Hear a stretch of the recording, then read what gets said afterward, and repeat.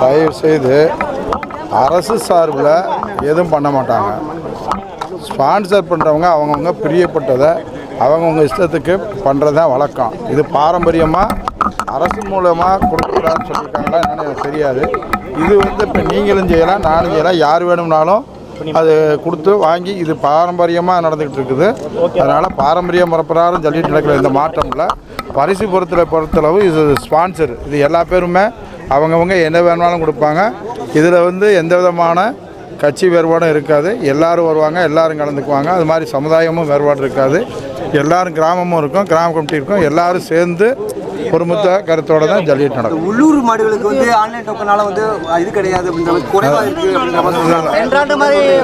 தனியாக ஒதுக்குறீங்களா சார்? உள்ளூர் மாடு எதுவும் எல்லாமே ஆன்லைன் சார், பார்த்துக்கிறேன் சார். ஆன்லைன் முறைகேட்டு இருக்கு, அதை மாவட்ட ஆட்சியர் தலைமையில் முறைப்படுத்தணும். மாடு முடிஞ்ச பிறகு அந்த பரிசு பொருட்கள் என்ன ஆகுது அப்படின்னு தயவு செய்து முறைகேடுன்றதை தயவு செய்து நிப்பாட்டுங்க.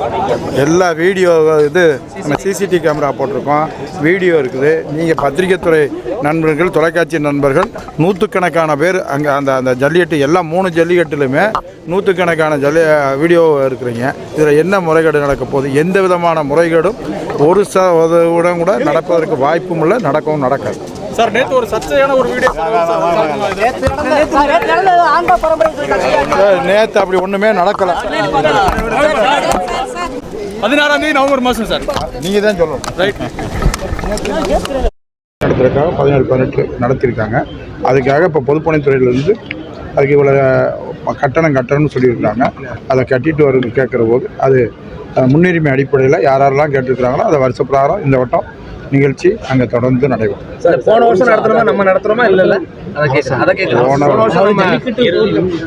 போன வட்டம் அரசு நிகழ்ச்சி அது ஓப்பன் பண்ணுறதுக்காக நடந்தோம். தேவைப்படும் பட்சத்தில் இப்போ இது நடக்கிற 3 ஜல்லிக்கட்டுமே அரசு ஜல்லிக்கட்டு தானே. அவனியாவரம் மார்க்கெட்டு, அலங்காநல்லூர், பாலமேடு 3மே அரசு ஜல்லிக்கட்டு நடக்கிறோம். அதில் இந்த வட்டம் ஜல்லிக்கட்டு எல்லாம் நடக்கும் சார். இப்போ அந்த வீடியோல என்ன உண்மைன்னு மட்டும் நீங்க சொல்லிடுங்க. ஏன்னா இந்த வீடியோ சொல்ல கேளுங்க. தயவு செய்து அந்த கேசட்டை முழுமையாக பார்த்துட்டு அப்புறம் கேள்வி கேளுங்க.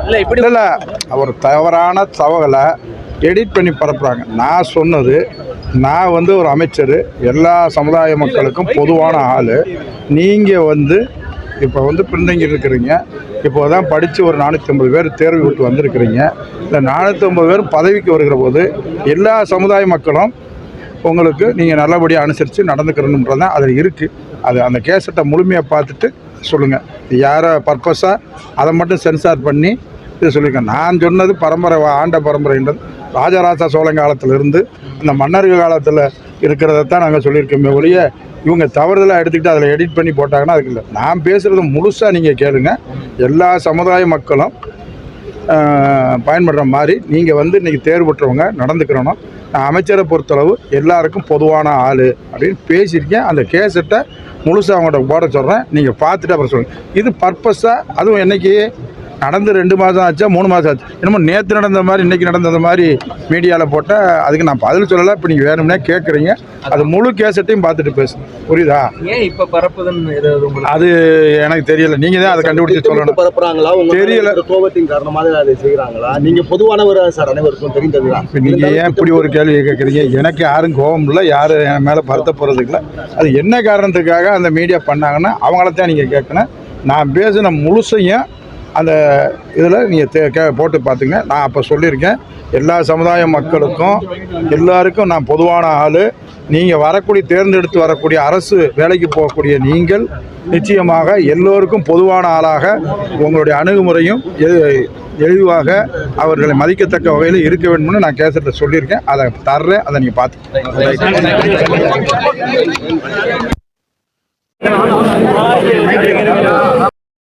அரசு கவனம் செலுத்தி அத்தனை அதிகாரிகளும் இப்போ பார்த்தீங்க. எல்லா துறையுடைய அதிகாரிகள் வர்றாங்க. அதுக்கான இருக்குது. நடத்துறதுக்கு முன்னுக்க நீங்கள் உங்கள் மனசுக்கு பட்டு ஏதாவது குறைன்னு இருந்தால் அதை சொல்லுங்கள். அதை சரி செய்ய சொல்கிறோம், சரியாக இருக்கும். இப்போ அதுக்கு மீறியும் கிராம கமிட்டின்னு ஒன்று இருக்கும், கிராமம்னு இருக்கும். அவங்களுடைய பரிந்துரைகளையும் இப்படியெல்லாம் செய்யுங்கன்னு சொல்லுவாங்க. அதையும் நாங்கள் கேட்டு தான் செய்வோம். சரியா? அதனால் யார் எல்லாருடைய கருத்தையும் கேட்டு இதில் எந்த குறையும் இருக்காது, எந்த பாகுபாடும் இருக்காது. மிச்சம் 2 ஜல்லிக்கட்டு தவிர அவனியார் ஜல்லிக்கட்டு நிரந்தர வாடிவாசல் வேணும்னு சொல்லி கோரிக்கை வச்சுட்டு வராங்க வருஷம். அதுக்கான இது நடவடிக்கை எதுவும் இருக்கு? அதெல்லாம் நிரந்தர வாடிவாசல் எடுக்கிறதுக்கான ஒரு இது இருக்குது. அவங்க எல்லாரும் ஒருமித்த கருத்து வந்து இந்த இதில் பண்ணுங்கன்னு சொன்னால் அரசு பண்ணுறதுக்கு தயாராக தான் இருக்கும். இப்போ கொஞ்சம் தள்ளி இருக்குது, அதை கொஞ்சம் நடுவில் போட்டு பண்ணுங்கன்னு கிராம கமிட்டி சொல்லியிருக்காங்க. அதையும் பரிசீலனை பண்ணுவோன்னு சொல்லியிருக்காங்க. அவங்க என்ன கிராமம் சொல்லுதோ அதையும் எல்லாரும் சரியான கருத்துக்கு பரிந்துரை பண்ணுவாங்க. அதில் எந்த மாற்று கருத்து இல்லை. அரங்கத்தில் வந்து 3 ஜல்லிக்கட்டு முடிஞ்சதுக்கு பின்னுக்கு யாரெல்லாம் ஜல்லிக்கட்டு நடத்தணும்னு குழுக்கள் முறையில் தான் கிடைக்காது சார். 12,000 மாடு பதிவு செய்கிறாங்க. அவுக்கிறது 2,400 மாடு தான் அவுக்க முடியும். அதனால் முறையாக தான் எல்லாம் பண்ணுவாங்க. நம்ம ஃபங்க்ஷனை வந்து ஒரு தவறானதை சொல்லக்கூடாது. எந்த வீரராக இருந்தாலும் யாரையும் அவாய்ட் பண்ண போகிறதில்ல. ப்ராப்பராக பதிஞ்சு பண்ணிக்கணும். அவங்க பதிவக்கூடிய இத்தனை நாள் டைம்னு சொல்லி மாவட்ட நிர்வாகம் இன்னைக்கு மாடு கொண்டு வாங்க, அதுக்கான டோக்கனை மாடுபிடி வீரர்களுக்கு இவ்வளோ நேரம்னு அந்த நேரத்தை ஒதுக்கி பேப்பர்லையும் சொல்லி மீடியாக்கள்லையும் சொல்லி எல்லாம் ஏற்பாடு பண்ணாங்க. அந்த டயத்துக்குலாம் பண்ணணும்ல சார். பண்ணுறாங்க sir. First prize, second prize, third prize வாங்கின மாடுபிடி தயவு செய்து அவர் வீடியோ இருக்குது, அதில் நீங்களும் உட்காந்துக்குங்க. இது கரெக்டாக தப்பானா சொல்லுங்கள். அது வந்து வருவாய்த்துறையும் பார்க்குது, எல்லாம் பார்க்குறான். ஒரு சின்ன தப்பு கூட பண்ணுறதில்ல. அதுக்குன்னு ஒரு கமிட்டி முடிவு பண்ணும். சும்மா விழுந்து வர்ற மாடு நான் பிடிச்சிட்டேன்னு சொன்னால் அது ரெக்கார்டு ஆகாது. அவங்க ரெக்கார்டு பண்ணிக்குவாங்க.